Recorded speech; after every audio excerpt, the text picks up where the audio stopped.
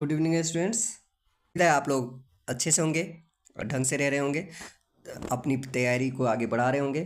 तो आइए इसी तैयारी के क्रम में रिवीजन सीरीज के अंतर्गत आज मैं आप लोगों के लिए लेके आया हूँ अध्याय 7, जिसका नाम है नियंत्रण एवं समन्वय। नियंत्रण का मतलब होता है कंट्रोल करना और समन्वय का मतलब होता है तालमेल।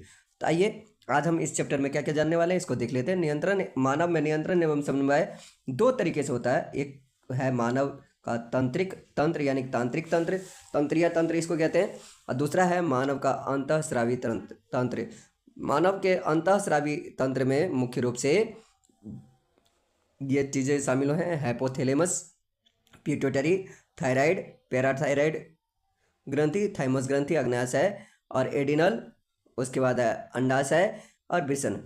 उसके बाद अगर तंत्रिका तंत्र की बात करें तो तंत्रिका तंत्र मुख्य रूप से तीन प्रकार के हैं: केंद्रीय तंत्रिका तंत्र, परिधीय तंत्रिका तंत्र, श्वासी तंत्रिका तंत्र। केंद्रीय तंत्रिका तंत्र दो हिस्सों में बटा हुआ है, एक है मस्तिष्क, दूसरा है मेरुरज्जु। और परिधीय तंत्रिका तंत्र भी दो भागों में बटा हुआ है, कपाल तंत्रिका और मेरु तंत्रिका। श्वासी तंत्रिका तंत्र भी दो भागों में बटा हुआ है, संवेदी तंत्रिका तंत्र और दूसरा है परिसंवेदी तंत्रिका तंत्र। उसके बाद मनुष्य के मस्तिष्क की अगर बात करें तो अग्र मस्तिष्क, मध्य मस्तिष्क और पश्चिम मस्तिष्क मस्तिष्क तीन भागों में बटा हुआ है। पश्चिम मस्तिष्क के भी तीन भाग है: अनुमस्तिष्क, पोन्स और मेडुला। अब आइए हम इस चैप्टर को अच्छे तरीके से समझने की कोशिश करते हैं। आगे बढ़ने से पहले आप लोगों से रिक्वेस्ट है कि अगर आप हमारे चैनल पर नए हैं तो कृपया इस चैनल को सब्सक्राइब कर लें और इस वीडियो को लाइक करना बिल्कुल भी ना भूलें, ताकि आपसे कोई भी वीडियो मिस ना हो पाए। और लाइक करने से आपका ही फ़ायदा है कि इसमें आपको फिर से दोबारा इस वीडियो को ढूंढने में आसानी होती है। तो आइए शुरू करें आज की अपनी क्लास। अगर पादपों में नियंत्रण एवं समन्वय की बात करें तो दो प्रकार से होती है, एक है पादप हार्मोन और दूसरा है पादप की गतियाँ। तो पादप हार्मोन में दो प्रकार के हार्मोन होते हैं, एक को वृद्धि सहायक हार्मोन कहते हैं और एक को वृद्धि संबंधक हार्मोन कहते हैं। वृद्धि सहायक हार्मोन तीन प्रकार के हैं: ऑक्सिन, जिब्रेलिन और साइटोकाइनिन। अब वृद्धि संबंधक जो होता है हार्मोन उसको एबिसिसिक अम्ल भी कहते हैं। ये एबिसिसिक अम्ल होते हैं है। तो अब देखिए इधर कि पादप गतियां उद्दीपन के प्रति अनुक्रिया होता है और दूसरा होता है अनुवर्तन। अनुवर्तन मुख्य रूप से पांच प्रकार के होते हैं। एक होता है जलानुवर्तन, जल के अनुरूप जो उसका परिवर्तन होता है, गति होता है। प्रकाशानुवर्तन, प्रकाश के कारण जो उसमें गति होता है। गुरुत्वानुकर्ष वर्तन, गुरुत्व पृथ्वी की गुरुत्वाकर्षण शक्ति के कारण जो अनुवर्तन यानी कि उसमें परिवर्तन होता है। और उसके बाद है रसायन वर्तन, यानी कि रसायन के द्वारा यानी केमिकल के द्वारा जो परिवर्तन होता है। स्पर्शनानुवर्तन यानी कि स्पर्श के कारण या किसी चीज़ के छू जाने के कारण जो परिवर्तन होता है उसको स्पर्शानुवर्तन कहते हैं। अब आइए कि सभी सजीव अपने पर्यावरण में हो रहे परिवर्तनों के अनुरूप अनुक्रिया करते हैं, यानी कि जो भी परिवर्तन होता है उसके प्रति रिएक्ट करते हैं, कुछ ना कुछ बदलाव करते हैं। पर्यावरण में हो रहे ये परिवर्तन जिसके अनुरूप सजीव अनुक्रिया करते हैं उसे क्या कहते हैं? उद्दीपन कहलाता है। जैसे कि प्रकाश को अगर अचानक से प्रकाश पड़ जाती है तो हमारी आंखें क्या हो जाती है? अपने आप बंद हो जाती है। या अचानक से गर्म ज़्यादा हो जाए या ठंडा ज़्यादा हो जाए, अचानक से हो जाए तो उसके प्रति हम रिएक्ट करते हैं। या जैसे कि मान के चलो कि आप कुछ कर रहे हो और आपसे किसी ने टच कर दिया, स्पर्श कर लिया, तो उससे क्या होगा कि आप तुरंत रिएक्ट करोगे और आपको पता भी नहीं चलता है। तो उसी को कहते हैं हम उद्दीपन। पौधे एवं जंतु अलग अलग प्रकार से उद्दीपन के प्रति अनुक्रिया करते हैं, यानी कि जो भी चीज़ें होती है उसके अनुसार अलग अलग तरीके से हम रिएक्ट करते हैं।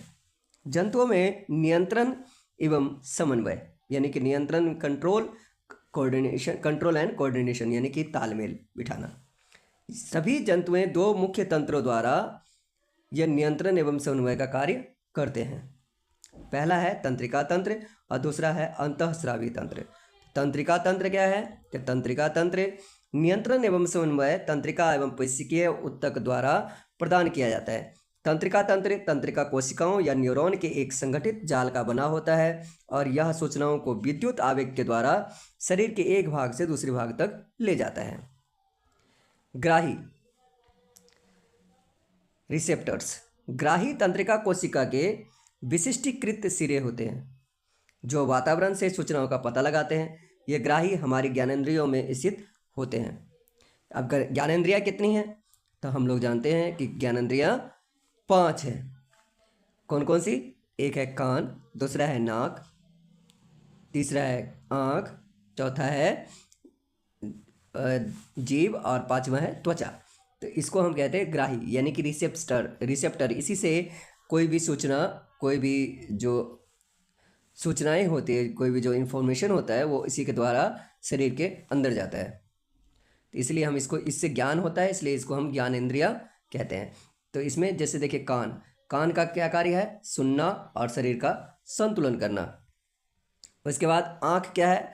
प्रकाश को ग्रहण करने वाला यंत्र है और इसलिए ये क्या करता है? किसी चीज़ को देखने में हमारी मदद करता है।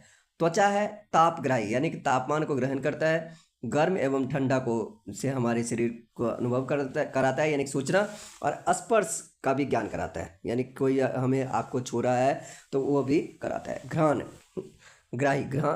ग्राही यानी कि गंध को ग्रहण करने वाला, गंध का पता लगाने का काम कौन करता है? नाक। जीभ रस संवेदी यानी कि स्वाद का पता लगाता है, स्वाद को पता लगाने में हमारी मदद करता है। देखो तंत्र, ये तंत्रिका कोशिका जिसको न्यूरॉन कहते हैं, यह तंत्रिका तंत्र की संरचनात्मक एवं क्रियात्मक इकाई है। जैसे कि आप ये देख रहे हो, ये है, इसमें ये बीच में होता है केंद्रक, इसको कहते हैं ध्रुमिका, जो इसमें देख रहे हो जड़ के जैसे जो निकला हुआ है ये ध्रुमिका है, और इसके बीच में लिक्विड होता है जिसको कोशिकाई या कोशिका द्रव्य कहते हैं, और इसके बीच में जब पतली सी एक तार जैसी होती है इसको तंत्रिकाक्ष कहते हैं, और तंत्रिका का यह अंतिम सिरा है। अब इसके बाद अगर इसके अलग अलग हिस्सों की बात अगर करें तो इस तरीके से ये देखिए इसका काट होता है, पेशी फाइबर में इस तरीके से एक दूसरे लगे रहते हैं।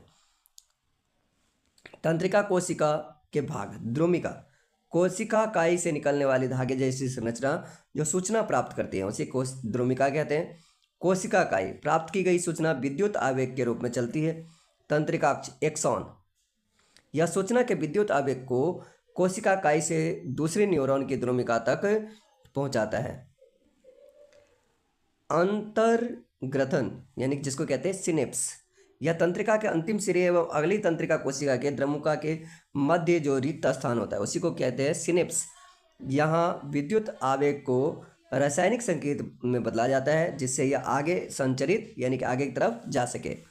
प्रतिवर्ती क्रिया, किसी उद्दीपन के प्रति तेज व अचानक की गई अनुक्रिया प्रतिवर्ती क्रिया कहलाती है। जैसे कि उदाहरण के लिए किसी गर्म वस्तु को छूने पर हाथ को पीछे हटा लेना क्या कहलाता है? प्रतिवर्ती क्रिया कहलाती है। अब आगे देखिए प्रतिवर्ती चाप, प्रतिवर्ती क्रिया के दौरान विद्युत आवेग जिस पथ पर चलते हैं उसे प्रतिवर्ती चाप कहते हैं। जैसे उद्दीपन उष्मा, उसको कौन महसूस किया? त्वचा, और त्वचा से ये कहाँ पे आया? मेरुरज्जु से ये पेशी कार्यकर अंग में आया और उसके प्रतिक्रिया क्या हुई? हाथ पीछे हटा लेना। तो अनुक्रिया भी अनुक्रिया की अगर बात करें ये 3 प्रकार की होती है। एक है ऐच्छिक, अग्र मस्तिष्क द्वारा यह नियंत्रित होता है, जैसे बोलना, लिखना, ये सब क्या है? ऐच्छिक अनुक्रिया है। अनैच्छिक अनुक्रिया मध्य एवं पश्चिम मस्तिष्क द्वारा नियंत्रित होती है। जैसे कि अब इसको ऐसे समझिए, ऐच्छिक मतलब जो हमारे कंट्रोल में है, जिसको हम अपने अनुसार कर सकते हैं, जैसे बोलना, लिखना, चलना, बैठना, उठना, ये सब क्या है? ऐच्छिक अनुक्रिया है। अनैच्छिक जो मध्य और पश्चिम मस्तिष्क द्वारा नियंत्रित की जाती है, जैसे श्वसन, सांस लेना, दिल का धड़कना, ये सब क्या है? अनैच्छिक क्रिया है। फिर है प्रतिवर्ती क्रिया, मेरुरज्जु द्वारा नियंत्रित की जाती है, जैसे गर्म वस्तु को छूने पर हाथ को हटा लेना, या फिर कभी ठंडे स्थान, ठंडी चीज़ों से हाथ लग जाए तो उससे हाथ को पीछे हटा लेते हैं या अपने आप को बचा के चलने की कोशिश करते हैं कि ये क्या है? प्रतिवर्ती क्रिया है। प्रतिवर्ती क्रिया की आवश्यकता, कुछ परिस्थितियों में जैसे गर्म वस्तु छूने पर, पहनू वस्तु चुभने पर आदि हमें तुरंत क्रिया करनी होती है, वरना हमारे शरीर को क्षति पहुंच सकती है। यह अनुक्रिया मस्तिष्क के स्थान पर मेरुरज्जु से उत्पन्न होता है जो जल्दी होती है। मानव के अगर तंत्रिका तंत्र की बात करें तो ये मुख्य रूप से दो प्रकार की है, एक है केंद्रीय तंत्रिका तंत्र यानी कि सेंट्रल नर्वस सिस्टम, परिधीय तंत्रिका तंत्र यानी कि पेरेंशियल न्यूरॉन सिस्टम। केंद्रीय तंत्रिका तंत्र के दो भाग हैं, एक है मस्तिष्क, दूसरा है मेरुरज्जु। और परिधीय तंत्रिका तंत्र के भी दो भाग हैं, एक है कपाल तंत्रिका मस्तिष्क से निकलती है और दूसरा है मेरु तंत्रिका जो कि मेरुरज्जु से निकलती है। अब आगे देखिए, मानव मस्तिष्क के मुख्य रूप से 3 भाग होते हैं। पहला है अग्र मस्तिष्क, दूसरा है मध्य मस्तिष्क और तीसरा है पश्चिम मस्तिष्क। तो ये सब मस्तिष्क सभी क्रियाओं का समन्वय यानी तालमेल बिठाने का एक केंद्र है, जिसके 3 भाग हैं, अग्र मस्तिष्क, मध्य मस्तिष्क और पश्चिम मस्तिष्क। अग्र मस्तिष्क, यह मस्तिष्क का सबसे जटिल यानी सबसे उलझा हुआ और विशेष भाग है, जिसको हम प्रमस्तिष्क भी कहते हैं। इसके मुख्य रूप से ये कार्य हैं, जैसे देखिए पहला है मस्तिष्क का सोचने वाला भाग है, इसी में सोचा जाता है, आगे के हिस्से से ही सोचने का काम होता है। ऐच्छिक कार्यों का नियंत्रण करता है, सूचनाओं को याद रखने का काम इसी का है, और शरीर के विभिन्न हिस्सों में सूचनाओं को एकत्रित करना और उनका समायोजन करना यानी कि उसको सही तरीके से एक सिलसिलेवार में संबंधित करना। भूख से संबंधित केंद्र भी यही है, भूख प्यास ये सब जो होता है ये सब आगे के हिस्से में ही होता है। अब देखिए दूसरा है मध्य मस्तिष्क, अनैच्छिक क्रियाओं को नियंत्रित करता है, जैसे पुतली के आकार में परिवर्तन, सिर गर्दन आदि की प्रतिवर्ती क्रियाएं, ये सब मध्य मस्तिष्क के कारण होता है। फिर है तीसरा है पश्चिम मस्तिष्क। पश्चिम मस्तिष्क के फिर से 3 भाग हैं, अनुमस्तिष्क, मेडुला और पोन्स। अनुमस्तिष्क शरीर की संस्थिति तथा संतुलन बनाए रखता है, ऐच्छिक क्रियाओं की परिशुद्धि होता है, जैसे पेन उठाना, ये अनुमस्तिष्क का कार्य है। मेडुला अनैच्छिक कार्यों का नियंत्रण, जैसे रक्तचाप, बमन यानी कि उल्टी वगैरह जब आने लगती है या फिर कुछ जी मिचलाने का काम जो होता है, इस सब पे जब कंट्रोल रखता है वो मेडुला के कारण ही कंट्रोल होता है। तीसरा है पोन्स, अनैच्छिक क्रियाओं जैसे श्वसन का नियंत्रण पोन्स के द्वारा ही होता है। अब जैसे ये देखिए, यह है अग्र मस्तिष्क, फिर ये यहाँ वाला ये हिस्सा है प्रमस्तिष्क यानी कि प्रमस्तिष्क भी इसको कहते हैं अग्र मस्तिष्क को, और ये मध्य मस्तिष्क है, और पीछे का हिस्सा यह है पश्चिम मस्तिष्क। ठीक है, अब ये पश्चिम मस्तिष्क में ये देखिए इसके 3 भाग है, पश्चिम मस्तिष्क के पोन्स, मेडुला और अनुमस्तिष्क। यहाँ पर ये देखिए पश्चिम मस्तिष्क के भाग है पोन्स, मेडुला और अनुमस्तिष्क, और यह है मेरुरज्जु। तो इस तरीके से ये इसके भाग होते हैं। मस्तिष्क एवं मेरुरज्जु की सुरक्षा। मस्तिष्क पर एक हड्डियों के बॉक्स में स्थित होता है। बॉक्स के अंदर तरल पूरित गुब्बारे में मस्तिष्क होता है, जो प्रघात अवशोषक का कार्य करता है। मेरुरज्जु की सुरक्षा के कशेरुक, दंड या रीढ़ की हड्डी करती है। अब आगे है तंत्रिका उत्तक एवं पेशी उत्तक के बीच समन्वय। अब इसके बारे में हम लोग जानेंगे अगली क्लास में। तब तक के लिए have a nice day, take care.